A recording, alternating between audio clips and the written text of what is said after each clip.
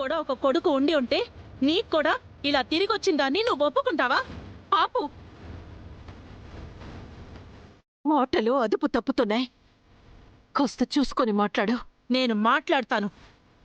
ఆ మహానుభావుడి దయ వల్ల రేపు పిల్లోడో పుడితే వాణ్ణి నేను ఏమని చెప్పుకోవాలి? ఎవరి బిడ్డ అని చెప్పుకోవాలి?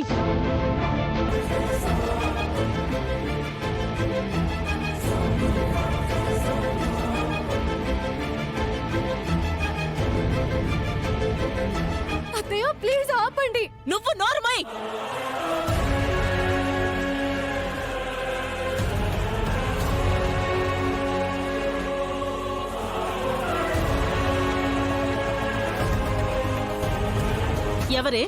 ఎవరే నీ కత్తయ్య?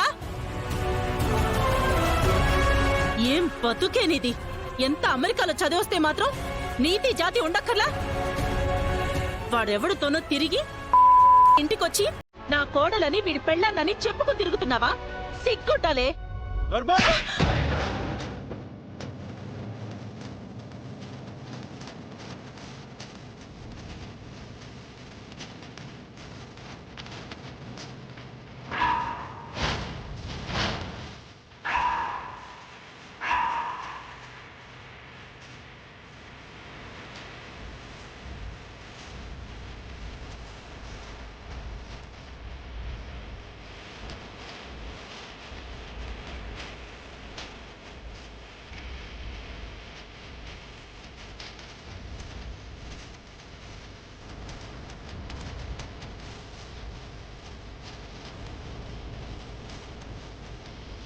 ఏ తప్పు జరగలేదని చెప్తుందిగా, తననెందుకు అలా అంటున్నావు?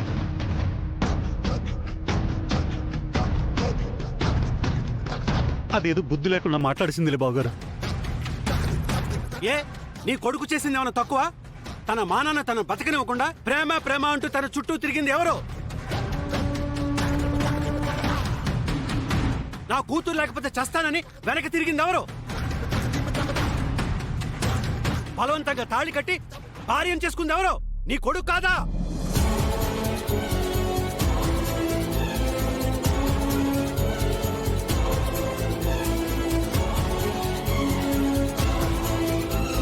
ఇవన్నీ వదిలేసి నా కూతుర్ని తప్పుపడుతున్నావా? నా కూతురు కాదు నీ ఆలోచన. నా కూతురు గురించి లేనిపోని నిందలు వేస్తే చంపేస్తా.